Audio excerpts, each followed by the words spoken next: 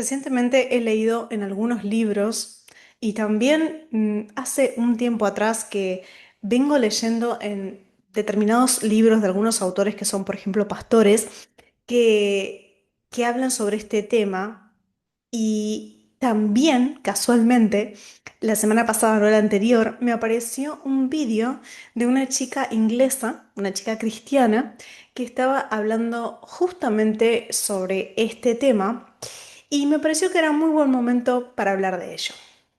Quizás tú también hayas escuchado frases como, por ejemplo, hacer X cosa o dejar de hacer X cosa para mantenerte bendecible o también de repente posicionarte en determinado lugar, en determinada situación para poder ser bendecido. O frases como, por ejemplo, no te cierres a los cielos. O, por ejemplo, cuestiones que uno haciendo o dejando de hacer activa el favor de Dios. Ahora, ¿los cristianos podemos mantenernos bendecibles? ¿Será que podemos perder nuestra bendición como hijos de Dios? De eso se trata el video de hoy. Así que te invito a quedarte y a que luego en la sección de comentarios comentes tu opinión, que me encantará leerla. Muchos cristianos viven hoy por hoy intentando mantenerse en una cierta posición en la cual Dios pueda bendecirlos, pero al final esa forma de pensar, yo sé que suena como muy piadosa, ¿sí? Suena piadosa, pero al final creo que puede terminar moviendo el fundamento de la bendición, digamos, desde la obra terminada de Cristo, hacia nuestro desempeño como creyentes. Así como el nuevo pensamiento y la nueva era desplazan el centro de Cristo hacia la divinidad interior, hacia uno mismo, de la misma manera aquí puede ocurrir ese mismo desplazamiento, pero con lenguaje cristiano. Primero quiero decir que la expresión mantenernos bendecibles, que lo estoy diciendo entre comillas, no es una categoría bíblica. Y al final, dependiendo de cómo se defina, puede llegar a introducir de forma sutil, ¿no es cierto? Una forma de entender la relación con Dios que termina pareciéndose más a un sistema de méritos que al Evangelio. Y créeme que no quieres terminar allí. Como les comentaba hace unas semanas atrás, me apareció en el feed de Instagram una chica que estaba hablando, justamente una chica cristiana, era inglesa, y ella estaba hablando sobre el caso de Esaú, sobre cómo Esaú terminó perdiendo la bendición de su padre. Y todo el vídeo, o sea, la reflexión que ella hacía, giraba en torno a la necesidad de permanecer, de que uno pueda mantenerse a sí mismo en una posición espiritual correcta, que entonces nos permita, como creyentes, no perder las bendiciones que Dios tiene para nosotros. Y el caso al que se refiere esta chica es sobre, en Génesis capítulo 27, cuando vemos que Isaac bendice a Jacob. Entonces, en este caso, ¿qué pasa? Isaac, que ya era una persona muy anciana, era un hombre muy mayor, tenía la vista debilitada, y él decide bendecir a su hijo Esaú, que era su hijo mayor. Y entonces, viendo eso, Rebeca, que es su esposa, ella se entera y entonces arma toda una estrategia y da todo un plan para que Jacob, que era su preferido, recibiera la bendición en lugar de su hermano Saúl.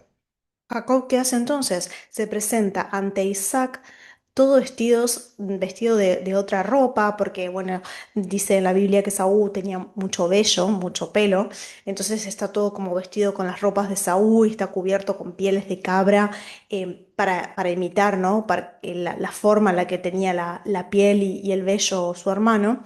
Y entonces Isaac, que como no ve, está confundido, ¿no? Se confunde y termina pronunciando sobre Jacob la bendición que le pertenecía a Esaú. Entonces, cuando Esaú descubre lo que ha ocurrido, Esaú llora, se pone muy mal y al final suplica otra bendición, pero bueno. la palabra pronunciada de su padre ya no puede ser revocada. O sea, la bendición al final la termina recibiendo Jacob y no Esaú. Y muchas veces nos acercamos a esta historia, particularmente a la historia de Esaú y de Jacob, junto con Isaac, pensando de que se trata de una advertencia, ¿no? De una advertencia sobre cómo nosotros debemos conservar el favor de Dios y qué cosas hacer o no hacer para mantenernos alineados con Dios y no perder determinadas opciones u oportunidades de bendición de Dios, ¿sí? Como no perderla. Pensamos en Esaú como una persona que dejó escapar, que se le pasó el tren, se perdió la bendición de su padre y entonces era una bendición que estaba a su alcance, pero que al final otra persona logró obtenerla. Ahora, quiero que recordemos juntos esto. La historia de Esaú y Jacob, ¿no es cierto? Aquí no se presenta a un hermano particularmente piadoso y a otro que es rebelde. No, eso no es lo que se presenta en la Biblia. De hecho, Jacob no es un ejemplo en ningún sentido de obediencia que uno esperaría encontrar en el héroe de la historia, ¿no es cierto? Jacob es una persona que engaña, que miente, que manipula y sin embargo, en Génesis, y si vamos al caso en toda la Biblia, está repleto de casos, está repleto de personas que son, podríamos decir, moralmente ambiguas, ¿sí? Personas que son a veces mentirosas, a veces engañan, a veces manipulan, a veces también hay personas, nos encontramos con personas fracasadas, ¿sí? Entonces, aún así, Dios sigue adelante con su promesa. Y este es un punto muy importante. Yo creo que Génesis parece estar mucho más interesado en mostrar que la promesa de Dios no descansaba en el mérito de ninguno de los hermanos, ¿sí? Ni en Jacob ni en Esaú. Y, y estas son cuestiones que considero que no podemos pasar por alto en el texto bíblico, porque desde el principio hasta el final vemos que la historia de la redención, ¿sí? En Jesucristo descansa en la promesa divina, descansa sobre la promesa que Dios nos hace y no sobre nuestro mérito, no sobre el mérito humano. Continuamos mirando este tema sobre si debemos permanecer en determinada posición para obtener la bendición de Dios o mantenernos en determinada posición o la posibilidad de perder las bendiciones de Dios, pero ahora ya no en el Antiguo Testamento, sino que quiero que pasemos al Nuevo Testamento y te voy a invitar a mirar el capítulo 3 de Gálatas. Específicamente voy a leer Gálatas 3 del 1 al 9, que es un poquito largo, pero quiero que te quedes conmigo porque es muy interesante lo que dice aquí y nos va a dar mucha luz respecto del tema que estamos tratando. Gálatas 3 del 1 al 9 dice, Gálatas torpes, ¿quién los ha hechizado a ustedes? ¿Ante quién el Jesucristo crucificado ha sido presentado tan claramente? Solo quiero que me respondan a esto. ¿Recibieron el Espíritu por las obras que demanda la ley o por la fe con que aceptaron el mensaje? ¿Tan torpes son? Luego de haber comenzado con el espíritu, ¿pretenden ahora perfeccionarse con esfuerzos humanos? ¿Han tenido tantas experiencias en vano? Si es que de veras fue en vano, al darles Dios su espíritu y hacer milagros entre ustedes, ¿lo hace por las obras que demanda la ley o por la fe con que han aceptado el mensaje? Así fue con Abraham, creyó a Dios y esto se le tomó en cuenta como justicia. Por lo tanto, sepan que los verdaderos hijos de Abraham son aquellos que viven por la fe. En efecto, la Escritura, habiendo provisto que Dios justificaría por la fe a las naciones, anunció de antemano el Evangelio a Abraham. Por medio de ti serán bendecidas todas las naciones, así que los que viven por la fe son bendecidos juntos con Abraham, el hombre de fe. Y también una cita cortita, Romanos 8:32, que dice así, el que no escatimó ni a su propio Hijo, sino que lo entregó por todos nosotros, ¿cómo no habrá de darnos generosamente junto con Él todas las cosas? Si Dios ya dio a su Hijo, todas las demás bendiciones vienen con Él. Como dice Romanos 5, nuestra posición delante de Dios descansa en la justificación por la fe.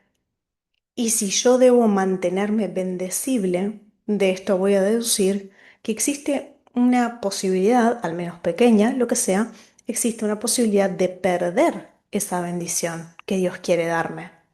Pero si leemos las escrituras, leemos la Biblia, nos vamos a dar cuenta que Dios no bendice a las personas porque permanecen bendecibles. Dios no bendice a sus hijos porque se mantienen en determinada posición específica. Dios nos bendice en Cristo. Esto es muy importante. Dios nos bendice en Cristo. Leamos Efesios 1 porque también va a traer mucha claridad respecto de esto. Efesios 1 del 3 al 6 dice, bendito sea Dios, Padre de nuestro Señor Jesucristo, que nos ha bendecido en las regiones celestiales con toda bendición espiritual en Cristo. Dios nos escogió en Él antes de la creación del mundo, para que vivamos en santidad y sin mancha delante de Él. En amor nos predestinó para ser adoptados como hijos suyos por medio de Jesucristo, según el buen propósito de su voluntad, para alabanza de su gloriosa gracia que nos concedió en su amado. Entonces, toda bendición espiritual ya nos ha sido dada en Él, nos ha sido entregada en Cristo. Y la base de nuestra bendición no es nuestro desempeño, sino Cristo. Y con esto quiero decir que la obediencia, por ejemplo, es irrelevante. No, con esto no quiero decir que la obediencia sea irrelevante. Pero ¿cuál es el problema que veo con esto? Que cuando alguien cree que puede dejar de ser bendecible por alguna circunstancia o por alguna decisión o mala decisión que toma, entonces inevitablemente esa persona va a empezar a pensar, va a empezar a interpretar toda su vida en función de de esta visión.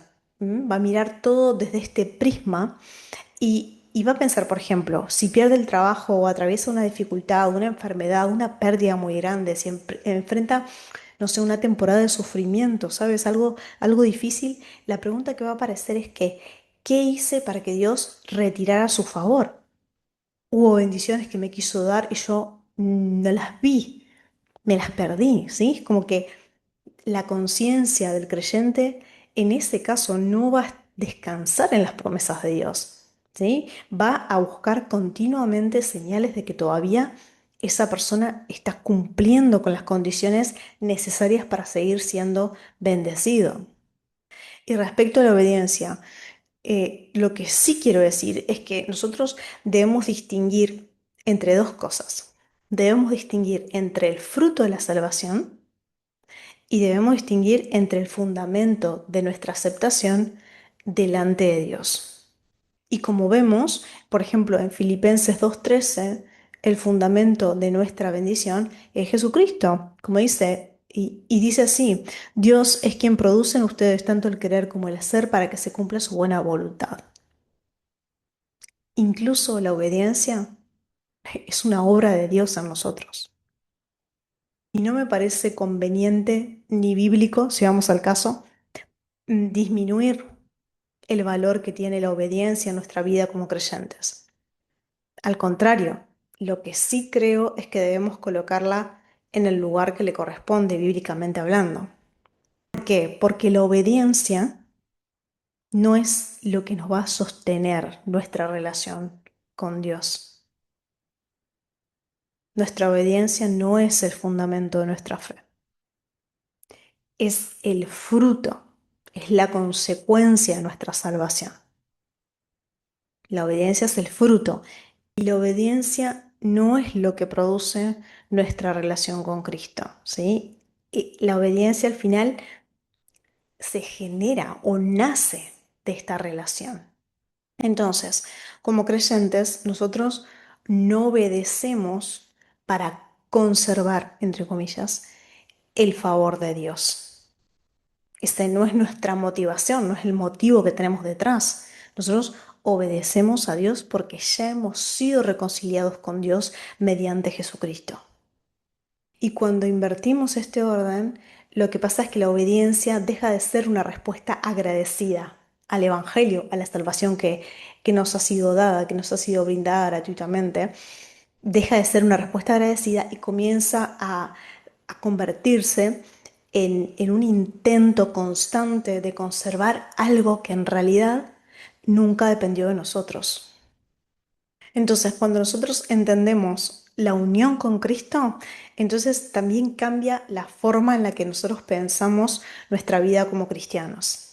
Dejamos de preguntarnos constantemente si estamos creciendo espiritualmente, si estamos siendo personas con una fe sólida, con una fe fuerte, si somos personas a las cuales Dios va a querer bendecir. Dejamos de preguntarnos eso y al final comenzamos a descansar en el hecho de que nuestra vida está escondida en Cristo, bajo sus alas, en las cuales nosotros podemos descansar. Es como que Cristo es el ámbito en el cual nosotros vivimos delante de Dios. Y todo lo que Dios nos da, nos lo da en el Hijo. Y eso significa que nuestra seguridad nunca va a descansar en nuestro propio desempeño y en nuestra propia capacidad de mantenernos aceptables delante de Dios, sino que nuestra seguridad va a descansar en la fidelidad de aquel que cumplió ya perfectamente la voluntad del Padre en lugar nuestro. Y quiero cerrar leyendo Tito 3 del 5 al 7, que dice así: Él nos salvó no por nuestras propias obras de justicia, sino por su misericordia.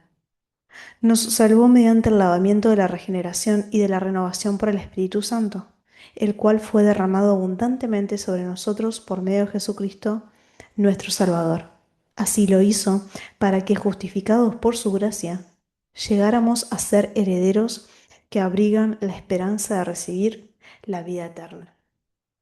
Mi oración, queridos hermanos, es que nuestra obediencia no esté fundamentada en el obtener el favor de Dios y en no perdernos bendiciones específicas de determinadas cosas o situaciones. Mi oración es que nuestra obediencia esté fundamentada en el favor que ya hemos recibido en Cristo y que podamos vivir nuestra vida como cristianos y caminar en el Espíritu con esa confianza y con esa seguridad. Muchas gracias por estar del otro lado y nos vemos en el próximo vídeo.